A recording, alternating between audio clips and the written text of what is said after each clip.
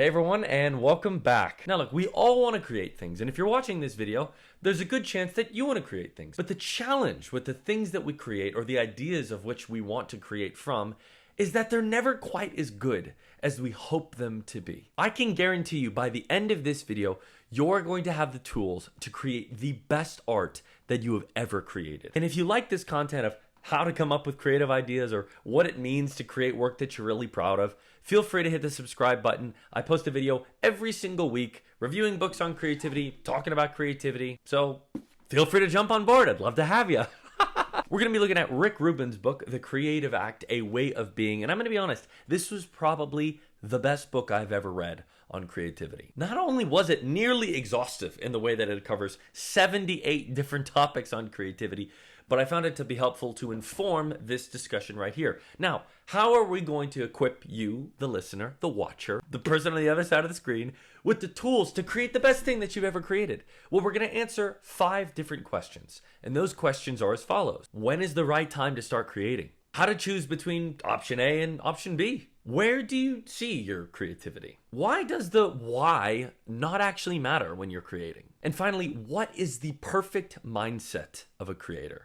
We're going to start with the first question. When is the right time to start creating? And the right time to start creating is when you are convinced that you actually know nothing. I know it's probably not the answer that you were expecting, but there's something very profound in what he calls the beginner's mind. It's this understanding that although we have an expertise and maybe a knowledge base on a certain idea or a certain technique or a certain knowledge base, in order to create something novel, something that is new or original, you have to approach it as if you're beginning for the first time. There's a movie that my wife and I absolutely love, and it's called About Time. And the premise of the movie is this guy who can travel back and forth in time by clenching his fists together. Go watch the movie. It's absolutely fantastic. But the conclusion, the very end, spoiler alert if you're about to go watch the movie, but the end of the movie, the crux of the idea is as if he approaches life like he's living it for the second time. And what that does is it provides a level of perspective to the way that he creates things. So when is the right time to start creating? When you're convinced that you're not the best painter in the world, or when you don't have the best writing technique, or when you think that you're a terrible poet. That's the perfect time to start creating because you're not persuaded that you're the best out there. You're approaching it with a level of humility saying, okay, when is the right time to start? When I realize that I actually have no idea what I'm doing. That's when you start. Now on to point 2. How do you choose between option A, which is a really good option, and option B, which is another really good option? Perhaps you're outlining a chapter of a book and you're writing, and you could go 2 different ways. And both ways are very productive. Both ways really keep the essence of what you're trying to get at, but both stories aren't going to fit in the chapter. Or perhaps for you, you're writing a song and it's like this line and this line are perfect. They're both absolutely fantastic, and yet I know I can't pick both of them. Or perhaps you're trying to lead a meeting and you go, okay, I could lead it this way or I could lead it that way. And you know both ways are going to resonate with different people in different ways, but they're both really good. How do you determine between what you should go down if that's path A or if you should go down path B? And the way that Rick Rubin describes it in this book, I find it so profound because it really connects us to ourselves. It connects us to our gut feelings and our reactions. And whenever you're creating something, whether it be something complex or something simple, the way that you determine if it's the right path to go down on any creative endeavor is to understand what inside you kind of resonates with it. But here's the catch. Creativity at a very fundamental level is a gut-based activity. You go, oh, I've drawn this bit, but I actually want to change the way that the direction of what I'm trying to aim this. What the frick am I saying? And you have to let go of getting it right. You're not going to get it right all the time. In fact, when you have paradigms of right and wrong, it oftentimes stifles the creativity that we so desperately want to express. In trying to decide between 2 really good options, what Rick Rubin recommends, he recommends that you flip a coin. And you go A is tails and B is heads. And what you do within that is when you flip it, what's your gut telling you? What do you want it to land on? What's that thing that you go, oh, I kind of hope it's A, or oh, I kind of hope it's B. Doesn't matter what side it lands on, you have your answer. You know, something within you throughout the creative process is leading you down one of those paths. And when it's leading you down one of those paths, it's likely the correct way to go down that path. And that's how you create work that you're really proud of. The stuff that resonates within you. You go, oh, this is good art. This is good creativity. It's choosing those determinative factors of A or B, choosing path 1 or 2, and going down them with everything that you have. So how do you choose between option A and B? Go with your gut. The next question you have to ask in order to create the best creativity that you've ever created, creatively speaking, is to ask the question, where do you see your art? The example that he gives in the book, it's so brilliant because he says, imagine a rose, or imagine and you do this as well, imagine this. Imagine a flower in a field. Just an open, wide open field. That flower, it expresses something. It's something quite visual. Maybe it's a rose, it's red. Maybe it's a tulip, it's purple or white or yellow or whatever it is. But then I would say, imagine that flower on a gravestone.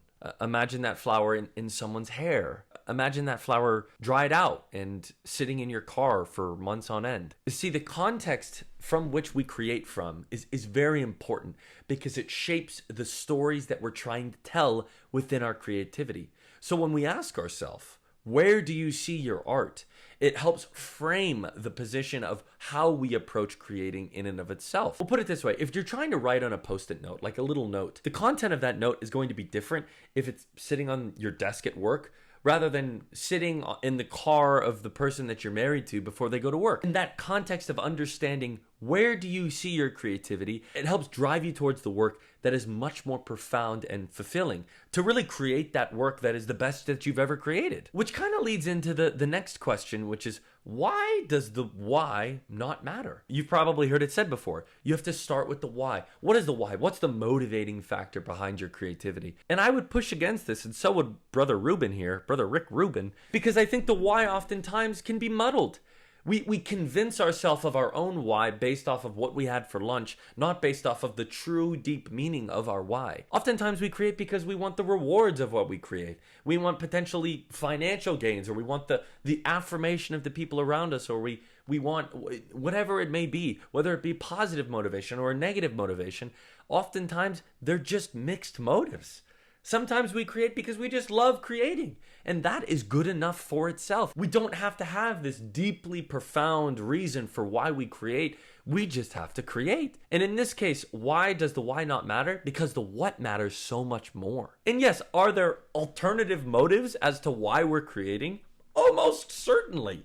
But it's within that mixed motivation that you're able to accept who you are. And through that acceptance, you're creating something that might be terrible to one person, but excellent to another. And this is why I think Rick Rubin's book is so unique, because it also speaks to the idea that we don't create for the audience. We don't create for the people on the other side of the camera. We create because we believe what we are creating is of substance. If we're creating something just based off of the applause of the people on the other side of the screen, then I think we've missed it. Then I think our motivations are flawed. And yet when we create something that is true to the essence of who we are, then our motivation as to why we created is irrelevant.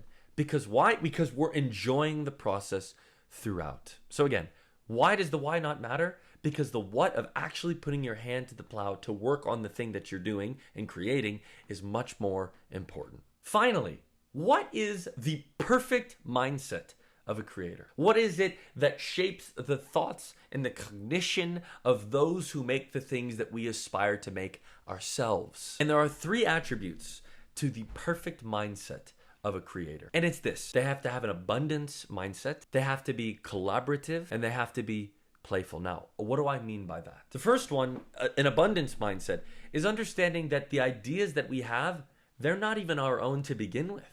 Again, I mentioned this in my last video on Big Magic by Elizabeth Gilbert, God bless her. It's that these ideas, they almost find us, and we have a responsibility to steward those ideas. And yet, if ideas leave us and we kind of lose the motivation for whatever project that we're working on, then another idea will come. It's understanding that your best creative work isn't behind you, but it's in front of you. That the ideas that have blossomed up from the garden of your own life, Oh, not the bed. They will continue to blossom. And from that, you can give them away. You can shape them yourselves, but you don't have to hold on to them preciously. Anyways, that leads into the kind of the second point, which is you have to be collaborative. You have to show other people and you have to ask for specific feedback. But you also have to realize that you're not trying to compete with anybody else. If someone creates wonderful art, then it'll inspire you to create wonderful art. And then when you create that wonderful art, it'll inspire somebody else, and so on and so forth, till the heat death of the universe. Finally, the perfect mindset to create your best work. The perfect mindset is you have to be playful. You have to take things less seriously. You have to not think of it as the most profound thing that you've ever made, and therefore it's hypersensitive, and if you don't get every little thing perfectly right, then it's not worth sharing. No. You've missed it. You've systematized it. You've tried to make it a profession instead of something that's playful. I'm preaching now. You started to make it this thing that it doesn't need to be. All creativity at its very core is found within the kind of playful nature of children. This sense of going and drawing in the dirt, or the sense of running around and playing tag with friends. And it's that kind of a mindset that you have to channel into your creativity in order for it to be the best work that you've ever made in your entire life. Thanks for sticking around. If you want to watch more, feel free to click this video, that video, and don't forget to pick up your copy of The Creative Act, A Way of Being by Rick Rubin in the description below, and I will see you very soon. Bye.